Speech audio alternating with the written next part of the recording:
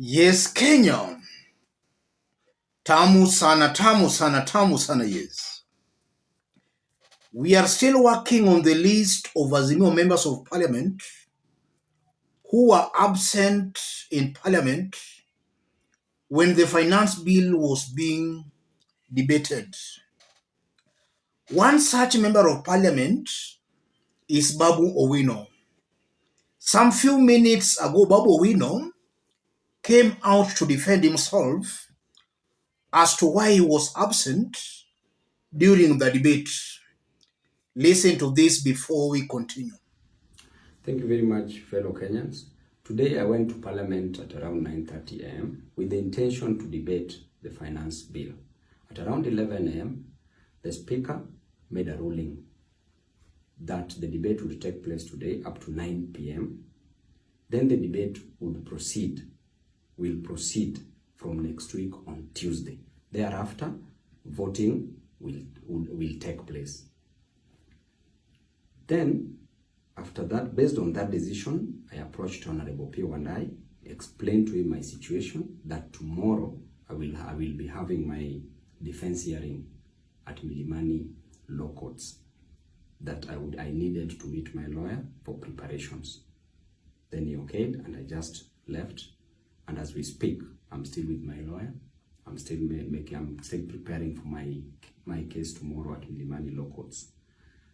I realized while at my lawyer's office that actually the Speaker changed and made another ruling that voting was to take place today. By that time, so many members were depending on the fact that voting will take place after Tuesday next week, and that explains why so many members have missed, especially from Azimio. But I want to tell you that this bill, finance bill, is retrogressive. It is a bill that is punishing Kenyans. It is a bill that I can't support. It is a bill that even if Baba himself would have told me to support, I can never support it because of my loyalty to my people. And it is a bill that I know that is going to hurt Kenyans. For today, I'm so sorry I wasn't present because of my situation tomorrow. Thank you and God bless you. Yes. Babu Owino in summary is saying he was in parliament today around 11 a.m. The Speaker made a ruling that there was to be a debate till 9 p.m. today, after which the debate would proceed from Tuesday next week. And that's why Babu Owino most definitely left the chambers. And then upon leaving the chambers, the Speaker made a U-turn and now said that now the debate and even the voting was to take place today. Those remarks by Babu Owino, or rather the mere fact that Babu Owino was absent during the debate, angered very many Kenyans and more so the Azimio supporters who felt Babu Owino betrayed them. Let's just have a look at some remarks upon Babu Owino posting that Dokisu, Babu, from last 2 months, political observers are watching your body language and your few comments. Understand you are talking to intelligent and educated Kenyans. Personally, can't be deceived by the hollow excuse. Jared Ondu, Inakash Emeji warned you against voting Gachagwa's proposal now that he is Mount Kenya. Big pin. We know that Babu's wife comes from the mountain. Jacob Ebei, Azimio MPs will always disappoint at the time when they are needed the most. Your absence is as good as a big yes. Yapping, no here does not count. Samuel Owor, I'm disappointed, brother.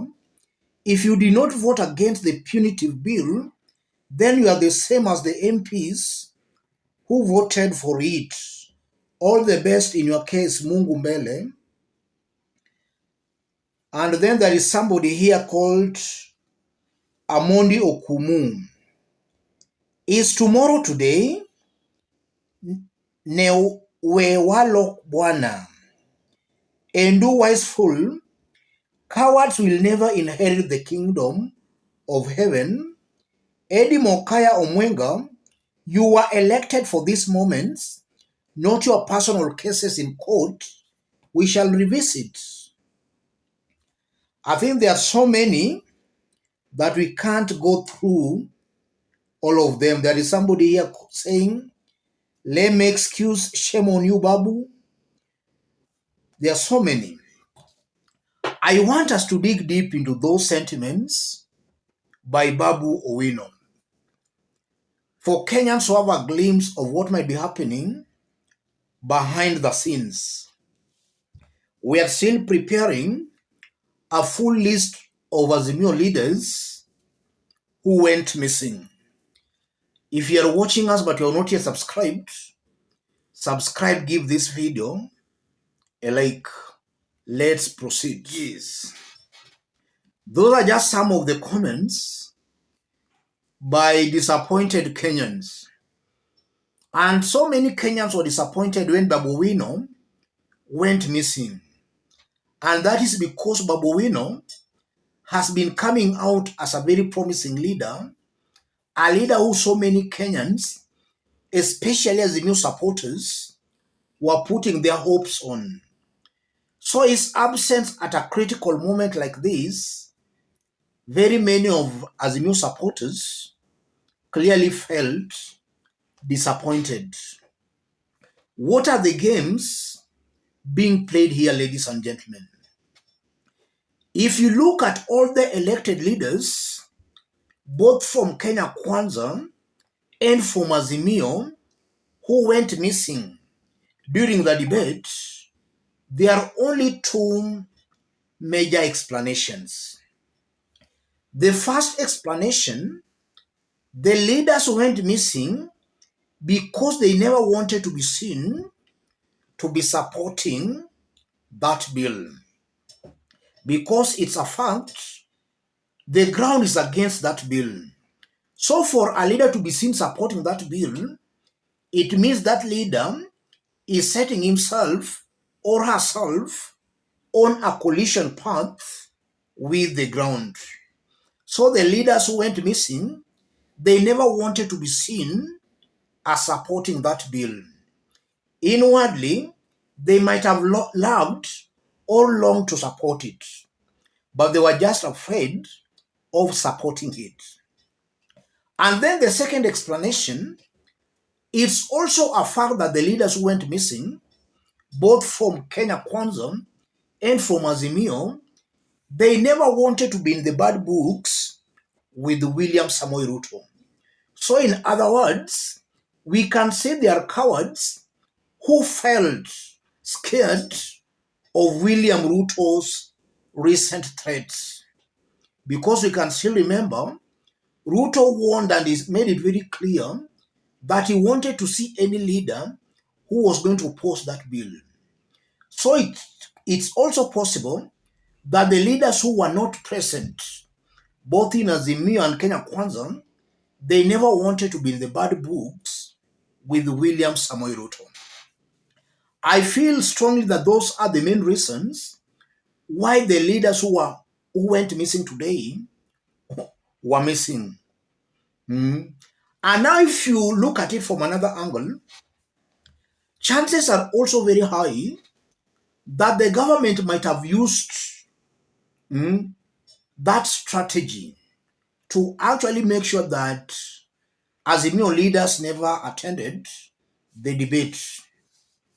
So it might be possible that the government was, or rather the government side, knew what was happening, or sort of mobilized as many Kenya Kwanza members of parliament as possible, because they knew what was to happen. On that other side, Azimio might have slept on the job and they never mobilized their members of parliament to attend. That can also be a possibility. Now back to Babu Owino's sentiments. But a politician in the stage of Babu Owino should actually be brave enough. If Babu Owino's case if Babu Owino's case is earmarked to coincide with a very important debate as the finance bill, then Babu Owino ought to have been smart enough to know that the government was just trying to make sure he never attended the debate. Babu Owino should be smart enough to know that. So he was actually to choose whether to be present in parliament to defend his constituents or to allow himself to play into the games of the government. And on this one, I feel Babu Owino actually failed the test. And the mere fact that he missed that debate, in my honest opinion, actually dents his image as a brave and a fearless leader. So Babu Owino has to be very, very careful for him not to lose that clout he was already enjoying amongst Azimio supporters. If he continues on that trajectory, then he will also just be seen as another sellout, such as these other leaders you are seeing joining William Ruto, claiming they are joining him for development. That's what I'm seeing here, ladies and gentlemen. As I conclude, it's a fact that as most Azimio leaders who skipped or rather were absent, I believe that they strongly let down the people badly. Azimio should actually do thorough investigations as to why those leaders went missing. They should do that thorough investigation. Let me stop it there, ladies and gentlemen.